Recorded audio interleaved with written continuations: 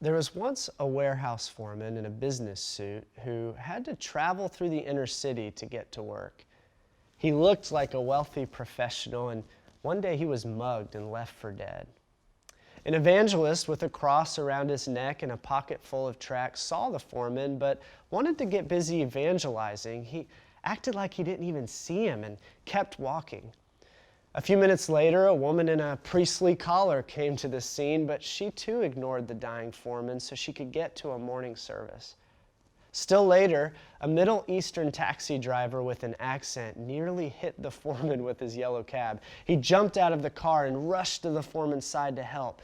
He carried the foreman in the taxi, getting blood all over the seat, and drove him to the emergency room. After finding out the foreman had no money, the Middle Eastern taxi driver emptied his wallet and told the doctors he'd be back with more money later. The end. Jesus told a similar story to a lawyer who was trying to trap Jesus with questions. The purpose of Jesus' story was to show how the religious leaders of his day let their religious goals get in the way of helping someone in need.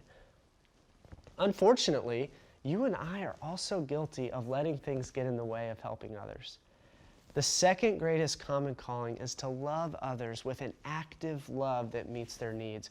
And if you and I are serious about knowing and living out the will of God, it is important for us to look for any and all opportunities to love one another.